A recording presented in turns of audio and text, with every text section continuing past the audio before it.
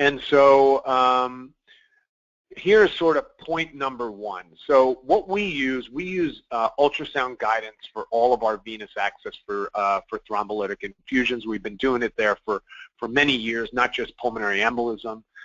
In a second, we'll talk about the choice of access.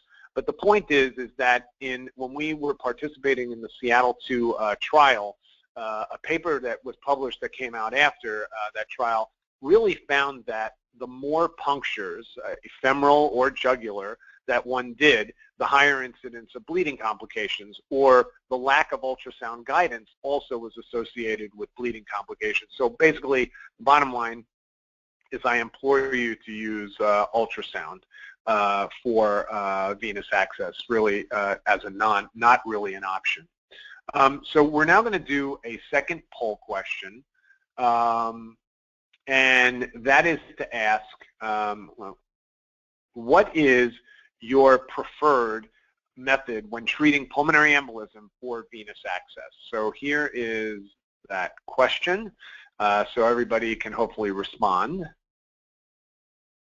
Okay, and here are the results. So again, we had 95% femoral in our earlier webinar. So obviously the trend here, at least in the group on the webinar, is that femoral is definitely the preferred access, which I'll talk about. So, and this picture sort of gives it away. Our preferred access, and it's been this way for, I guess, many years now for PE, is jugular venous access. And so here, this is what we do. This shows since over 80% of the patients that we treat are bilateral PEs. We stagger 2 6 French sheets in the jugular vein, again, ultrasound guidance for both their accesses. And the reason we like to use jugular access is a couple-fold. One is because when you do a jugular access, the patient can sit up when they're in the ICU getting the infusion. And since a lot of these patients are short of breath, they feel very comfortable when they're sitting up as opposed to lying down, typically when they would have, say, a femoral vein access. And so that's very comfortable. Two, you are using thrombolytics and you are running heparin in, and different people use different protocols. I'll show you our protocol in a second. But patients can ooze from around the sheaths. And when you have a jugular vein access, and you're sitting them right up, the pressure drops so that you're going to really decrease your issues with oozing around the sheaths, as opposed to femoral. If it's a femoral vein, there's really not much to elevate. It's just then a matter of putting pressure and extra dressings on the sheath if you're having an issue with oozing. So for those reasons, we typically use the jugular vein access. Next, I use just a standard 65 centimeter 5 French pigtail catheter. It's a straight catheter. You see here, it's got an atraumatic tip. And the reason I like the pigtail catheter is, one, it's very easy to measure pressures. You're not bumping up with an end hall catheter when you're going through the RA, RV, and pulmonary arteries to get pressures. And the other reason is when you're coursing through right atrium into right ventricle and then out the pulmonary outflow tract, you don't have an issue with catching under chordae tendineae when you're, as if you were using an end hole catheter, say with a straight wire, where that can happen. And there's certainly been reports in the literature where people are doing a fair amount of manipulation to get the catheters into the pulmonary arteries, and then, you know, a chordae can snap. And so I do like the atraumatic use of the pigtail catheter. For wires, I use just a regular 0.035 inch J wire, and then when I'm guiding that wire, I take the back end of that wire, which you'll see here, the stiffer end, and I make a nice gentle curve on the wire, advance it through the pigtail catheter, not out the end hole, but really use it as like a deflecting wire, and it really nicely courses right into, you know, right atrium, right into the ventricle. And then just a little pushing off of the wire, it's going to go into the pulmonary outflow tract.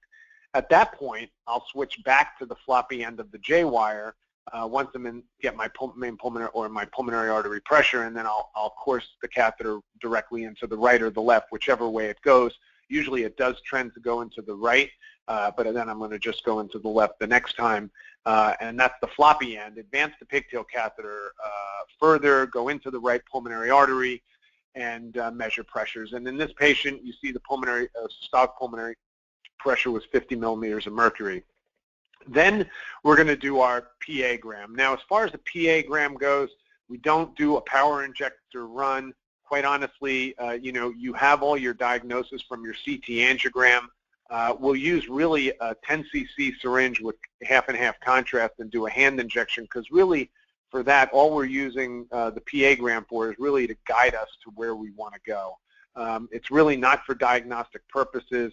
And when you have obstructive clot, you really don't need the power injector to do your run. The only times we've used that is when we're prescribed to do that in different trials we've been participating in. But otherwise, it's just really a 10 cc syringe with a contrast injection, and certainly measure pressures.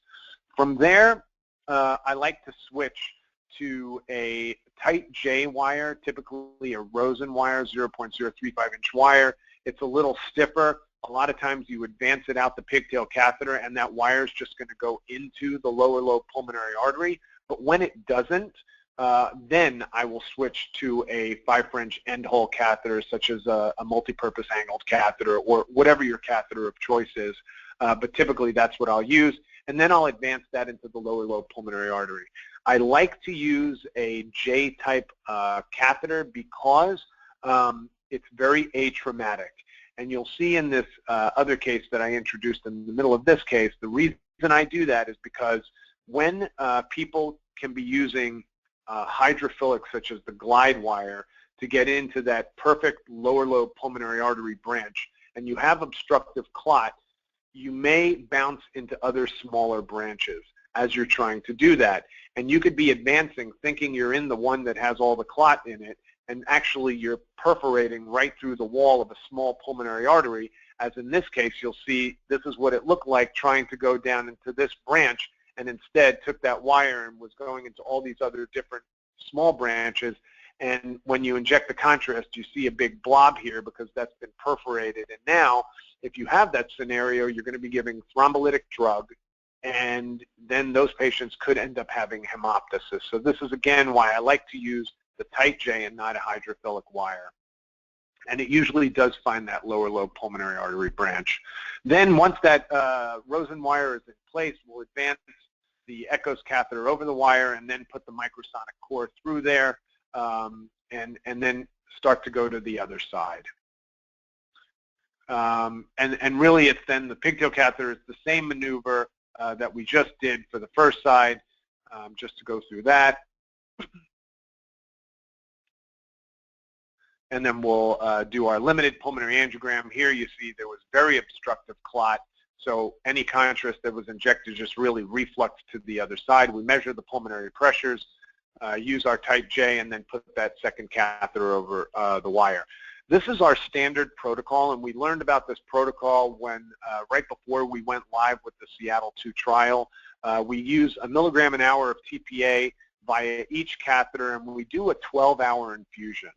We also use, and I'll talk about our length of infusion in a second, we also use a very low-dose heparin at 500 units an hour. The whole idea is we do not keep the patients therapeutically anticoagulated during the thrombolytic treatment. Now, I will say, if patients have gotten, for example, a shot of Lovenox, we do not let that dissuade us from bringing the patient to the lab. If they've had it, they've had it, but we don't use unfractionated heparin at higher or moderate intensity doses to keep the patient anticoagulated during the treatment.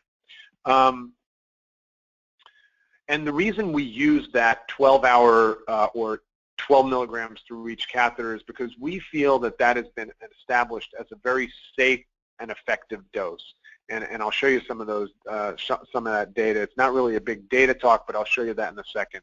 So this patient started the infusion at 4 p.m.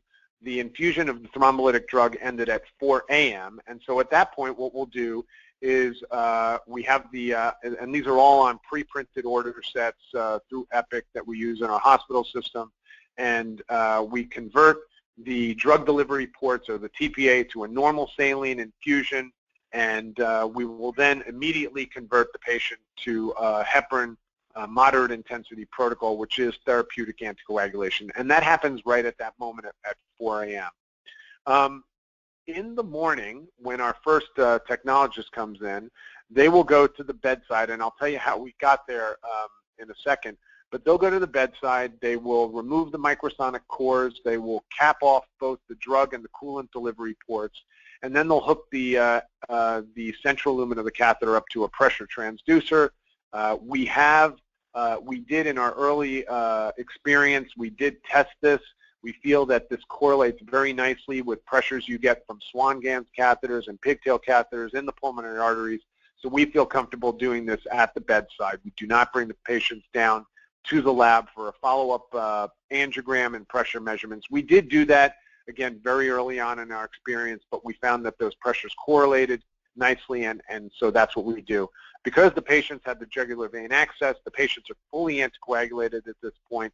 The catheters, the pressures are measured from both pulmonary arteries, recorded, and then both the catheters and sheaths are pulled. And you can see in this case, the pulmonary pressures nicely decreased to 22 on the left and 23 on the right.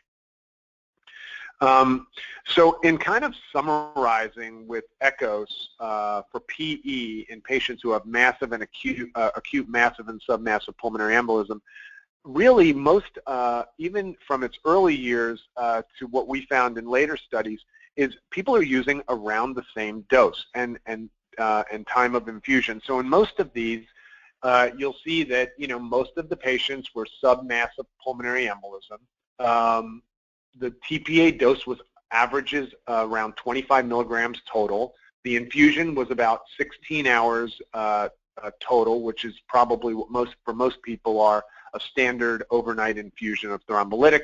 The pre-RV to LV ratio in these trials was 1.5 and then went down to just over 1. And the pulmonary pressure systolic went from 45 to around 30.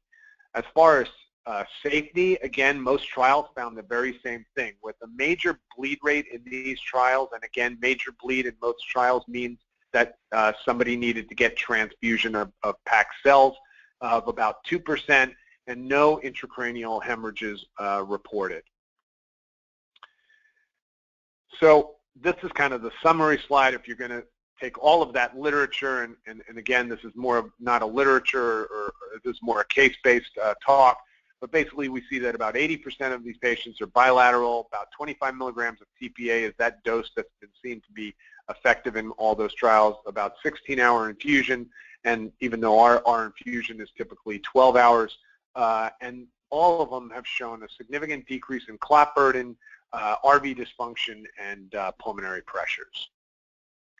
And again, the low doses in some of those trials were as effective as the high doses, with one caveat being that a lower incidence of bleeding complications when you use the lower dose. And so Todd Engelhardt and his group published some early experience where they did have a higher dose protocol, and those patients were getting like 40 milligrams of infusion of TPA over that period of time. They found that it was very effective, but they did have 4 major bleeds. And then when they cut their dose down to about half that, around 20, they had similar effectiveness in terms of decreasing pulmonary pressures and RV to LV ratio. However, there were no bleeding complications. And so that was really why a lot of us started using that lower dose of about, somewhere between 20 and 24 milligrams of TPA. And again, major bleed rate will still be about 2% with no intracranial hemorrhages.